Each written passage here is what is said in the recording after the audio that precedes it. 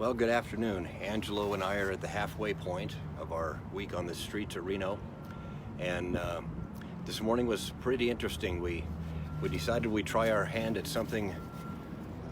Flying a sign is what they call it. Uh, Looking for handouts, looking for donations, looking for people who cared. Looking mostly though to see how we were regarded by people that didn't know us, people that made snap decisions about who we were and why we were there, and uh, and it was interesting. We went to two separate locations. I went to Reno Mall, Reno. It's where the Burlington Coat Factory is. I think they call that the Reno Town Center. And Angelo went a little further south than me. He went down to the Whole Foods Market and that area down there. Hello, Kim. Um, so Angelo, we spent about 3 hours out on the streets, and we're holding up these signs. And now Angelo had a different one. His is a little neater than mine. Mine just simply says, "Please help. God bless you." Angelo had one that said something like, "Any little bit helps," or something like that. Um, and he at one point he called me and he said, "I've had like 45 cars that I've counted, and one person gave me a bag of chips, and one person gave me a book." And I said, "Well, what book was it?" And he said, "Think and Grow Rich." I thought that was interesting, that was somebody's solution to how they address somebody who needs help, to give them a book, Think and Grow Rich. It's kind of ironic. Um, so I had a little bit better than luck than he did. I had four people stop their vehicles. I was on right on Peckham Street, out in front of the entrance to the Reno Town Center Mall, and I had four people that stopped. One person gave only $1 or would have given $1.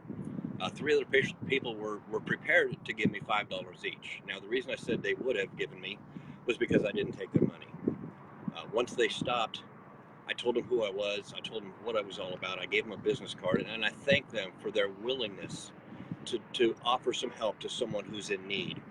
But I asked them to give that money to somebody who really needed it, because I really don't. I explained to them what this whole project was, and I encouraged them to follow us on Facebook, to go to my page and like it as well. And one of them was a member of a minister from another church, a pastor. I thought it was interesting. So about halfway through my experience there, I had gotten absolutely no interest at all. People would drive by, they would honk, they would basically ignore me, pretend like I wasn't there. They would have to drive literally within 2 or 3 feet of me, and they would turn their head and pretend like they didn't see me.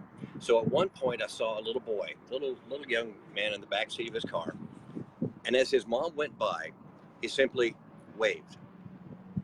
Now, guess what I did? I waved back, and that got me thinking that just that quick engagement might be what I needed. So as I was holding up my sign, I started waving at every single car that went by. I would say probably about 70%, better than half, would wave back. Now, some of them waved with just one finger. Now, I didn't understand that at all, but I waved at them and smiled anyway. Um, but three other vehicles within just a very short time, that just because that quick engagement, I smiled, I waved, they would stop, and they actually offered some money. And I appreciated that. I appreciated their hearts to help out someone else who they don't know me from Adam, but they were willing to help. And so I thank them for that. I encourage them to join watching this, and to just try to get with this after we're done.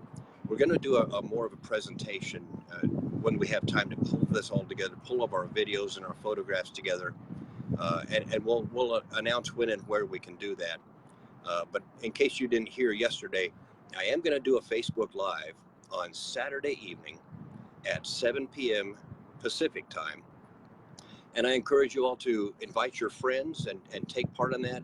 We'll be on for probably 15 minutes or a half hour, and we're just going to take questions from you all, things that you would like to ask us about what we have gone through. Today officially marks the halfway point, and I got to tell you, it's rough. we're standing out there today, and the temperature was about 96 degrees, and it's just incredibly hot sun, and it's hard, and that sun just really zaps your energy. Combine that with very intermittent sleep, and we're dragging. It has been a long half a week, but the good news is we're halfway through it, and I do believe that God is going to use this in some amazing ways. Things that has opened our eyes to how we can be better stewards of God's word, how we can reach these people, and maybe some things that we as a community, as a city, and as a church can do maybe a little smarter. So I encourage you. I'll try to do another update this evening sometime, probably the 7, 8, 9 o'clock hour, when I get some time and when I get a limited internet availability. But thank you for your support. Thank you most of all for your prayers. Thank you to those 4 people who were willing to stop and dig into their pockets to help somebody who they thought was in need. Um, this this is a humbling time. This is a humbling experience for both Angelo and I. We've met some just amazing stories, and I want to tell you about one of them tonight.